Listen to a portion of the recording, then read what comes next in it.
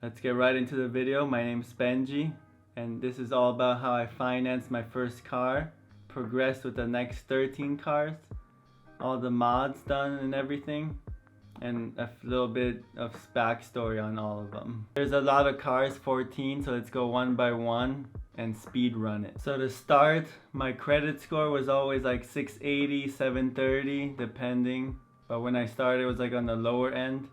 Used some credit card, built all that up, was on time, never missed a payment, and just went ahead and got my first car.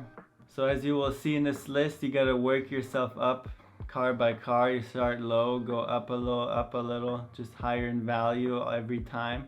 But you can't go like from 50,000 to 200,000 right away. They won't really let you unless you have a big down payment. And all in all, pretty much the car value matched my yearly income, which is supposed to be like half that yearly income.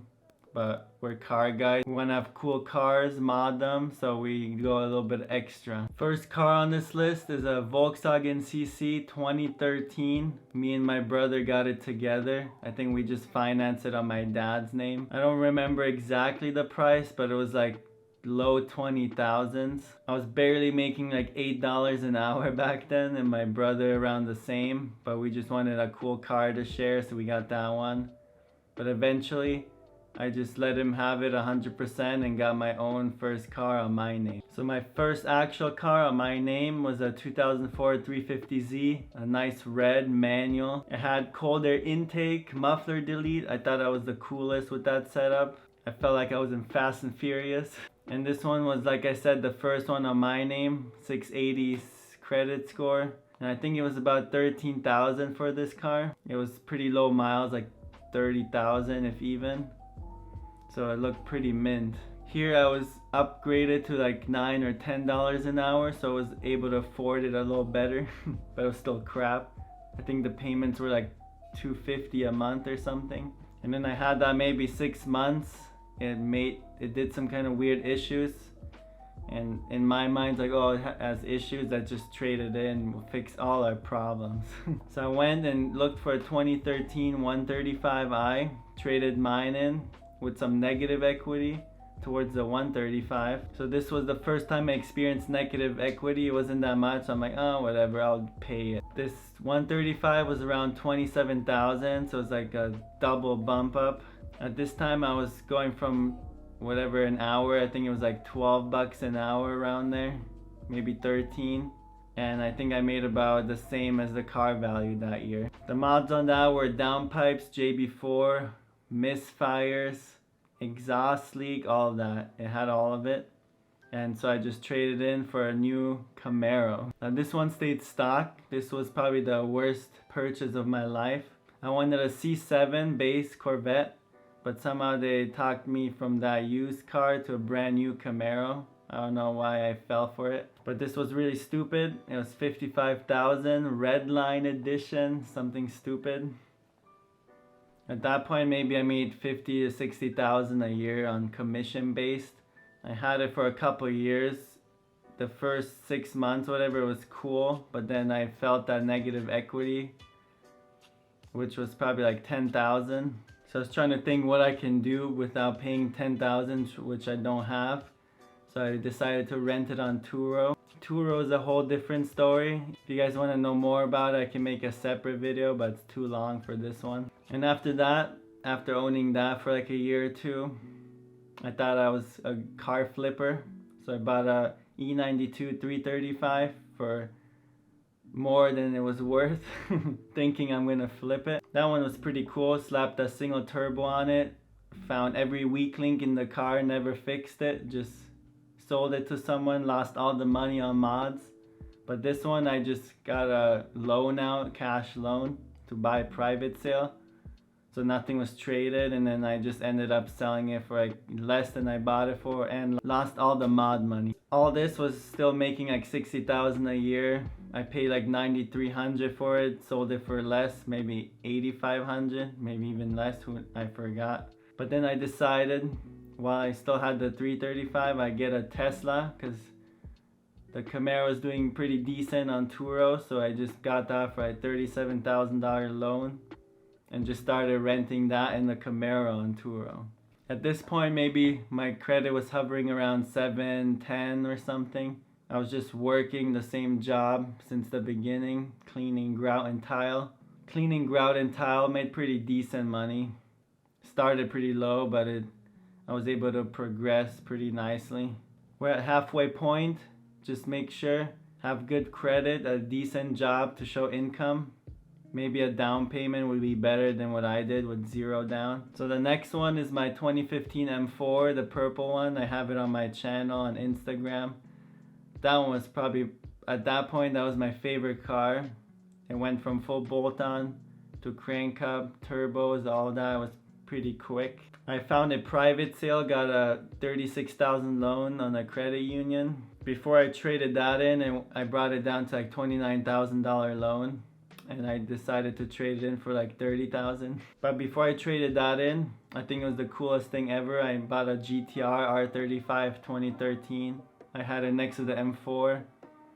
It was pretty sick seeing both of those cars, switching between them, letting friends drive, seeing the cars from different angles. That one I just did intakes on.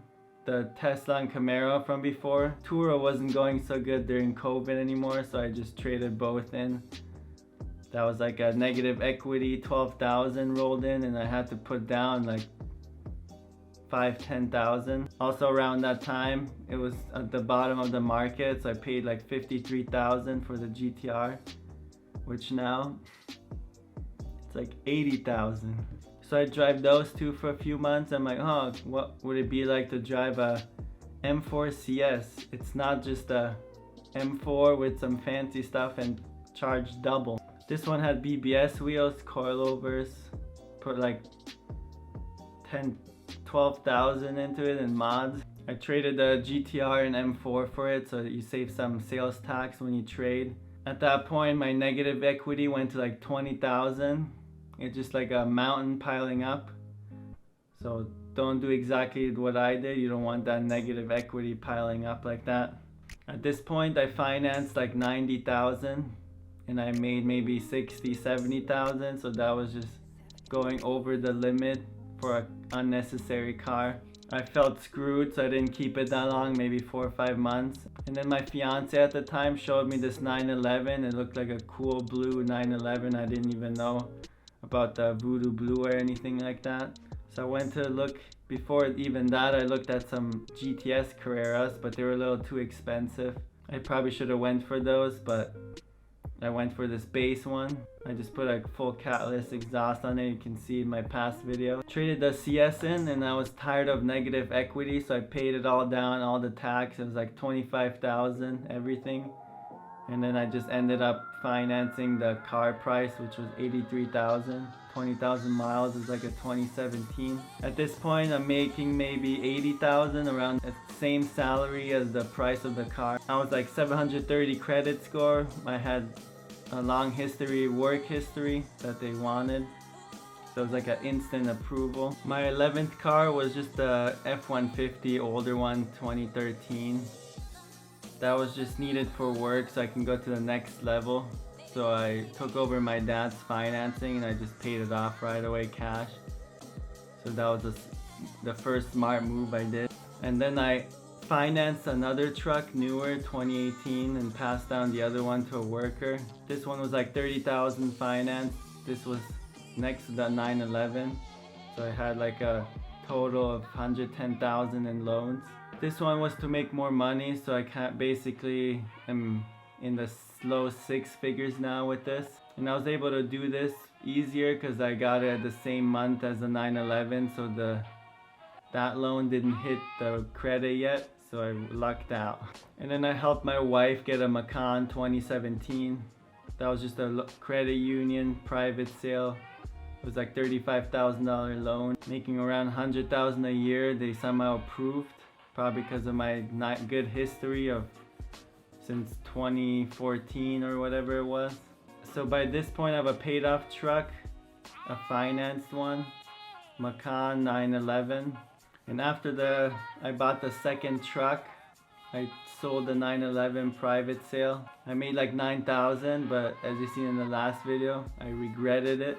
I should have kept it. After I sold the 911, I looked for an M2 comp.